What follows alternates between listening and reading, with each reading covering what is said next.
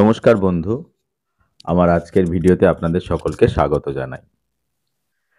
আমার আজকের ভিডিওটি আপনাদের জন্য বিশেষ উপযোগী, কারণ আজকে আমরা প্রতিকার নিয়ে কথা বলবো। আপনারা সকলেই জ্যোতিষের কাছে যান প্রতিকার জানার জন্য, যে আপনার গ্রহগত অবস্থান এই রকম, এই গ্রহটা ওই ঘরে আছে, ওই গ্রহটা ওই ঘরে আছে, বা আপনার চাকরি কবে হবে, বা আপনার বিবাহ কবে হবে, এই সমস্ত ব্যাপার নিয়ে আপনারা প্রতিকার জানতে চান। তো গুরুদেবের নাম নিয়ে, ভগবান গজাননের নাম নিয়ে আজকের ভিডিও শুরু করছি। আপনি এই জ্যোতিষের কাছে গেলেন, তিনি কিছু বিচার করে বললেন, বলার সাথে সাথেই আপনাকে বললেন যে অমুক রত্নটি ধারণ করতে হবে, আপনাকে পান্না পড়তে হবে, অথবা প্রবাল পড়তে হবে, অথবা হীরা পড়তে হবে, কোনো একটি প্রতিকার দিলেন। তো আপনাদের মনের মধ্যে প্রশ্ন আসে না, প্রতিকার কেন নিতে হবে? এই রত্নটা আমার জন্য আদৌ কাজে লাগবে কিনা, বা রত্ন পরে আমার কোনো উপকার হবে কিনা, এখানেই আসল জিনিসটা লুকিয়ে আছে। দেখুন, আমরা সাধারণ মানুষরা জ্যোতিষ সম্বন্ধে খুব বেশি জানি না বা পড়াশোনা করি না। জ্যোতিষীরা যা বলে দেন তাই বিশ্বাস করি। কিন্তু আজকে আমি আপনাদের কয়েকটা বেসিক জিনিস বলে দেব, তে আপনারা যারা একটু চর্চা করেন, সামান্যতম একটু ইউটিউব ভিডিও দেখেন বা জ্যোতিষ সম্বন্ধে একটু নলেজ আছে, তারা ব্যাপারটা বুঝতে পারবেন।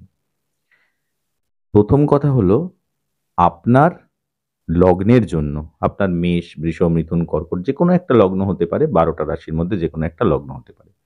আপনার লগ্নের জন্য প্রথম জানতে হয় যে কোন কোন গ্রহগুলো শুভ। সেটা আপনি ইন্টারনেট থেকেও পেয়ে যাবেন, বা আপনি একটু বই পড়লেও লাগনিক শুভ গ্রহগুলো পেয়ে যাবেন। যেরকম আমি একটা একটা সাধারণ উপায় বলে দিই। যদি মোটামুটি একটা এইরকম ধারণা নিয়ে চলুন, তাহলে আপনাদের বুঝতে সুবিধা হবে। যেমন মঙ্গল, বৃহস্পতি, রবি, এদের একটা দিকে রাখুন, আর শনি, বুধ, রাহু, শুক্র, এদের আর একটা দিকে রাখুন। মানে মঙ্গল, বৃহস্পতি, রবি, কেতু এদের দিকেই থাকে। তো যাই হোক, আপনি মোটামুটি ধরে রাখুন একদিকে ইস্ট বেঙ্গল, একদিকে মোহনবাগান। তো আপনার যদি মঙ্গল, আপনার লগ্নপতি যদি মঙ্গল হয়, অবশ্যই আপনার মিত্র হবে রবি, আপনার মিত্র হবে বৃহস্পতি। আবার আপনার লগ্নপতি যদি কোনোভাবে শনি হয়, তাহলে আপনার মিত্র হয়ে যাবে বুধ, আপনার মিত্র হয়ে যাবে শুক্র। এটা একটা মোটামুটি ধারণা ধরে রাখুন, অ্যাপ্রক্স ধারণা ধরে রাখুন। এবার তাতে সুবিধে কি হবে, আপনার লগ্নের জন্য যে গ্রহটা শুভ, মানে ধরুন আপনার যদি মেষ লগ্ন হয়, তাহলে অবশ্যই আপনি মোহনবাগানের দিকে হয়ে গেলেন, মানে এই দিকে হয়ে গেলেন। আমি এদিকটাকে মোহনবাগান বলছি, ওদিকটাকে ইস্ট বেঙ্গল বলছি। তো মনে করুন, তো তো আপনি দলের প্রতিকার নেবেন। মানে আপনি যদি মোহনবাগানের দিকে পড়েন, তো আপনার দলে যে কটা গ্রহ পড়ছে তার প্রতিকার আপনি নিতে পারেন। যেমন মঙ্গলের দিকে যদি হয়, বা বৃহস্পতির দিকে হয়, বা রবির দিকে হয়, তাহলে আপনি এদের রত্নগুলো ধারণ করতে পারেন। আবার যদি আপনার শনি বা বুধ বা শুক্র হয়, তাহলে আপনি এদের দিকে রত্নগুলো ধারণ করতে পারেন। যেমন আপনার লগ্নপতি যদি শনি হয়, তাহলে আপনি শুক্রের রত্ন ধারণ করতে পারেন। আপনার লগ্নপতি যদি বুধ হয়, তাহলে আপনি শুক্রের বা শনির রত্ন ধারণ করতে পারেন। কিন্তু আপনার লগ্নপতি যদি শনি হয়, আপনি কখনোই, আপনাকে পরামর্শ দেওয়া উচিত না যে আপনি রবির রত্ন ধারণ করুন। মানে আপনি কুম্ভ লগ্নের লোক, বা আপনি মকর লগ্নের লোক, আপনাকে বলা হলো যে আপনি পোখরাজ ধারণ করে নিন। এটা কিন্তু সাধারণ দৃষ্টিতে উচিত না। তার জন্য অনেক গভীর বিশ্লেষণের দরকার। মোটামুটি উপর থেকে আপনি এখানে জ্যোতিষকে চেস করতে পারেন যে আপনি, আমার তো লগ্নপতি শনি, আপনি কেন আমাকে রবির রত্ন দিচ্ছেন? এবার রত্ন ধারণের আরেকটা জিনিস আপনাদের বেসিক জিনিস বলে দিই। রত্ন কোন গ্রহের নেওয়া হয়? যে গ্রহটা শুভ সেই গ্রহের, না যে গ্রহটা অশুভ সেই গ্রহের? আমি আমার গুরুর থেকে যে বিদ্যা পেয়েছি, সে বিদ্যাই আমি আপনাদের দিয়ে থাকি সব সময়, যে যে গ্রহটা আপনার পক্ষে শুভ বা অর্ধ শুভ বলা হয়, মোটামুটি হাফ বেনিফিটেড বা বেনিফিটেড, এই রকম গ্রহের কিন্তু রত্ন ধারণ করা উচিত। কেন, রত্ন ধারণ করা মানেই সেই গ্রহটা আপনার দিকে সুদৃষ্টি বা দৃষ্টি দিতে বাধ্য। সুদৃষ্টি কথাটা ঠিক না, দৃষ্টি দিতে বাধ্য, অ্যালাইন্ড হবে আপনার দিকে। তো ওই গ্রহটা যদি আপনার লাগনিক অশুভ হয়, বা ওই গ্রহটা যদি আপনার ক্ষতি করার জন্য আপনার চার্টে বসে থাকে, তাহলে আপনি সেই গ্রহটাকে আরো পাওয়ার দিলে সে ন্যাচারালি আরো বেশি ক্ষতি করবে। ধরা যাক আপনার লগ্নের জন্য ধরা যাক বুধ মারক, ঠিক আছে? তো আপনি না জেনে বুধ রত্নটার একটা প্রতিকার নিয়ে নিলেন। আপনি মনে করছেন সে আরো ভালো ফল দেবে, না। সে যতটা ফল আপনাকে কম ফল দিচ্ছিল, আপনার দিকে অ্যালাইনড হচ্ছিল না, আপনার দিকে দেখছিল না, আপনি তাকে আরো দেখতে বাধ্য করলেন। তো সুতরাং আপনার দিকে সে খারাপ ফলই দেবে। আবার যে গ্রহটা আপনার পক্ষে ভালো, মোটামুটি ভালো বা ভালো, সেই গ্রহটাকে যদি আপনি, সে অলরেডি ভালো ফল দিচ্ছে, সেই গ্রহটাকে যদি আপনি প্রতিকার করান, প্রতিকার মানে আপনি তার রত্ন ধারণ করেন, রত্নে প্রতিকারের কথা বলছি আমি, কিন্তু অন্য কোনো প্রতিকারের কথা বলছি না, শুধুমাত্র রত্নের কথা বলছি। তো যদি ধারণ করেন, তা অলরেডি সে আপনাকে শুভ ফল দিচ্ছিল এবং তার শুভত্বের মাত্রা আরো বেড়ে যাবে। যদি আপনার বৃহস্পতির লগ্ন, ধরা যাক ধনু লগ্ন, আপনি নিয়েছেন রবির প্রতিকার, তো অবশ্যই আপনার জন্য সেটা শুভ ফল দেবে। কিন্তু এক্ষেত্রে যদি আপনি শনির প্রতিকার নেন বা আপনি যদি শুক্রের প্রতিকার নেন, আপনার বৃহস্পতির লগ্ন, আপনি প্রতিকার নিচ্ছেন শুক্রের। শুক্রের জন্য আপনি যার কোণ পড়েছেন বৃহস্পতি শুক্র অলরেডি আপনার লগ্নের জন্য অশুভ, তাহলে আপনি নিজে নিজে কি করছেন, লগ্নকে দুর্বল করছেন। মূল কথা মানে আপনি আপনার শত্রু গ্রহকে যখনই প্রতিকার দিচ্ছেন, তখন কি হচ্ছে, আপনার সেই লগ্নের জন্য তো সে অশুভ, আপনি অন্য জায়গায় প্রতিকার করতে গিয়ে আপনি মূলত আপনার লগ্নকেই ড্যামেজ করে দিলেন। এটা আমি আশা করি বোঝাতে পেরেছি। দ্বিতীয় পয়েন্ট হলো যে কখন প্রতিকার নেব, এটা একটা ব্যাপার। ধরুন একটা গ্রহ আপনার জন্য খুব ভালো, এবার ভালো কেন, কিরকম ভাবে হয়, মোটামুটি আমি একটা খুব সাধারণ উপায় আপনাদের বলে দিচ্ছি, এটা মনে রাখবেন, জীবনে দেখবেন সব ক্যালকুলেশনস ঠিক হচ্ছে। আপনার লগ্নপতি, আপনার পঞ্চমপতি এবং আপনার নবমপতি, এই তিনটে ঘরের মালিকরা সব সময়ের জন্য আপনার পক্ষে বেনিফিট দেয়, সব সময়ের জন্য। লগ্নপতি, পঞ্চমপতি এবং নবমপতি, এরা আপনার পক্ষে শুভ, আপনার জন্য শুভত্ব নিয়ে আসে। এবার আপনার লগ্নপতি, পঞ্চমপতি, নবমপতি একের প্রতি 5-এ বসে আছে বা পঞ্চমপতি নবমে বসে আছে, অলরেডি তারা ভালো প্লেসমেন্টে আছে, ঠিক আছে?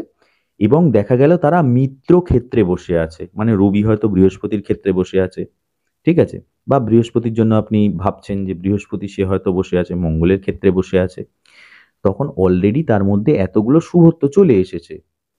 তো এখন যদি আপনি তাকে আরো প্রতিকার দেন, মানে আবার রত্ন ধারণ করেন, আপনি জ্যোতিষের কাছে গেছেন, বলেছেন এই গ্রহটা খুব শুভ, একে আরো প্রতিকার দাও, হবে না, কিছু লাভ হবে না। কেন, অলরেডি আপনি 100-র মধ্যে অঙ্কে 95 পেয়ে গেছেন।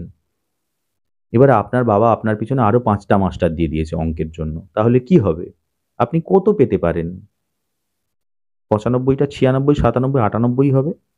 তো তার থেকে বেশি আপনি একদম, তার সব থেকে বেশি ভালো বেনিফিটের জায়গায় আছেন। সুতরাং শুধু শুধু রত্নে প্রতিকার নিয়েও লাভ নেই। যে গ্রহটা অলরেডি আপনার জন্য অতিরিক্ত শুভত্ব নিয়ে এসেছে, তাকে আর বেশি বেনিফিট দিয়ে লাভ নেই। এই কারণে আবার কোনো কোনো গ্রহের কেন্দ্র অধিপতি দোষ লেগে যায়, মানে কেন্দ্রের অধিপতি সে যদি কেন্দ্রেই বসে যায়, তখন অতিরিক্ত শুভত্বের জন্য তার মধ্যে দোষ চলে আসে। মানে 1-4-7-10-এর অধিপতি যদি 1-4-7-10-এই এসে বসে, তাহলে তার মধ্যে কিন্তু কেন্দ্র অধিপতি দোষ লেগে যায়, তার মানে অতিরিক্ত শুভত্বের জন্য সে তখন নেগেটিভ ফল দিতে শুরু করে। তাহলে কোনো গ্রহ অতিরিক্ত শুভ হয়ে যাওয়াও কিন্তু ভালো না। হ্যাঁ, এই এই অশুভত্ব কখন শুভত্বে পরিণত হয়, গ্রহটা যদি বক্রী হয়ে যায়। এগুলো অনেক ডেপথের ব্যাপার, কিছু কিছু বলে দিচ্ছে হয়তো আপনাদের মাথার উপর থেকে, মানে যারা একদম নতুন বা যা দেখছেন বা আমার ভিডিও দেখছেন তারা হয়তো বুঝতে পারবেন না, কিন্তু যারা জ্যোতিষ নিয়ে পড়াশোনা করছেন তারা খুব ভালো ব্যাপারটা বুঝতে পারবেন। কেন্দ্র অধিপতি দোষের খণ্ডন কখন হয়, যখন যদি গ্রহটা বক্রী হয়ে যায়। কেন, সে ফল দিতে লেট করে এবং বক্রী হয়ে গেছে, মানে তার মধ্যে কিছুটা অশুভত্ব চলে এসেছে, মানে ওইটুকুনি অশুভত্বের জন্য সেই গ্রহটা আবার সুপার বেনিফিটেড হয়ে গেল। তো মনে রাখবেন, প্রতিকার সবসময় শুভ গ্রহের নেবেন, অশুভ গ্রহের নয়। আর কোনটা নেবেন না, এইটা সব থেকে বেশি ইম্পর্টেন্ট জেনে রাখা। আপনার ষষ্ঠপতি, অষ্টমপতি এবং দ্বাদশপতি, আপনার লগ্ন সাপেক্ষে যে গ্রহটা আপনার ষষ্ঠের অধিপতি হবে, ঠিক আছে, আপনার রোগ শোক ব্যাধির যে মানে 6 নম্বর ঘরের অধিপতি হবে, অষ্টম মারক ঘর হবে, দ্বাদশ হচ্ছে আপনার ব্যয়স্থান হবে, আপনার হসপিটালের কারক হয়ে যাবে। মানে আপনার দ্বাদশপতির যদি আপনি প্রতিকার নিয়ে নেন, আপনার যে গ্রহটা সে হয়তো আপনার 12th লর্ড, ঠিক আছে? সেই গ্রহটার আপনি প্রতিকার নিয়ে নিলেন। কিছু ইফস অ্যান্ড বাটস আছে, সেগুলো আমি বাদই দিলাম, আপনি নিয়ে নিলেন। তাহলে হয়তো আপনার দেখা যাবে আপনার হসপিটাল যাত্রা বেড়ে যাবে। আপনাকে বারবার হসপিটালে যেতে হবে, আপনার ব্যয় বেড়ে যাবে। কোনো একটা সার্টেন প্রফিটের জন্য আপনি দেখেছেন, আপনাকে বলেছে না এটা আপনার এই গ্রহটা আপনার জন্য খুব ভালো। মোটেও না। আপনি সবসময় চেষ্টা করবেন আপনার লগ্নপতি, পঞ্চমপতি অথবা নবমপতি এই ৩টের বাইরে কোনো গ্রহের দিকে তাকাবেনই না প্রতিকারের জন্য। এবং তারপরেও কোনটা বিচার্য যে এই লগ্নপতি, পঞ্চমপতি, নবমপতি কোনোভাবে ৬, ৮, ১২তে বসে গেছে কিনা। যখনই ৬, ৮, ১২তে বসে যাবে তখন কিন্তু তাদের মধ্যে আবার শুভত্বের হ্রাস হয়ে যাবে। তারা কিন্তু আবার খারাপ ফল দিতে শুরু করবে। সুতরাং প্রতিকার নেওয়ার সময় এইটা খেয়াল রাখতে হবে, লগ্নপতি, পঞ্চমপতি, নবমপতি এরা ১, ৫, ৯ বা ৪, ১০ আছে কিনা। ৭টাও সবসময় ভালো হয় না। ৭টা বিবাহ পারপাসে বিচার হয়। সপ্তমপতির প্রতিকারও কিন্তু সবসময় নেওয়া যায় না। ৭টাকে এলিমিনেট করে দিন। নিজেরা সাধারণভাবে মোটামুটি বোঝার জন্য এইটুকুনি মাথার মধ্যে রাখুন যে ১, ৫, ৯ এর বাইরে কিন্তু আমি প্রতিকার নেব না এবং এরা মানে কোনোভাবেই ৬, ৮, ১২তে কানেক্ট করছে কিনা। ৬, ৮, ১২র প্রতি তো নেবই না। প্লাস ৬, ৮, ১২তে গিয়ে তারা বসে আছে কিনা। তাহলে সেই কিন্তু গ্রহগুলোর প্রতিকার নেব না। আরেকটা জিনিস বলে দিই, কখনো কোনো মানে আপনি দেখছেন যে আপনার চার্টে যে শনি আর মঙ্গল একসাথে বসে আছে। আপনাকে জ্যোতিষ বলে দিয়েছে শনির প্রতিকার নেওয়ার জন্য। ভাবনা ভাবনা চিন্তা করার ব্যাপার আছে। কেন দুটো গ্রহ যখন গ্রহ যুদ্ধে চলে আসে, মানে অ্যান্টি প্ল্যানেট যখন, শুভ প্ল্যানেট হলে তারা ভালো ফল দেয়। বন্ধুর বাড়িতে এসে ভালো ফল দেয়। কিন্তু শত্রুর বাড়িতে এসে যখন দুটো গ্রহের মধ্যে গ্রহ যুদ্ধ হয়, তার মধ্যে যদি একটা গ্রহকে আপনি প্রতিকার দেন, তাহলে সেই গ্রহটা বেনিফিট দেবে। কিন্তু যে গ্রহটা গ্রহ যুদ্ধে আছে, সেই গ্রহটা যখন আরো অস্তমিত হয়ে যাবে, সেই গ্রহটা থেকে কিন্তু আপনি অতিরিক্ত নেগেটিভ ফল পেতে শুরু করবেন। সরি। সুতরাং গ্রহযুদ্ধে থাকাকালীন কোনো গ্রহের কিন্তু প্রতিকারের দিকে যাবেন না। আর last but not the least, Rahu আর কেতু এই দুটোর প্রতিকার কখনোই নেবেন না, কোনো অবস্থাতেই নেবেন না। ঠিক আছে?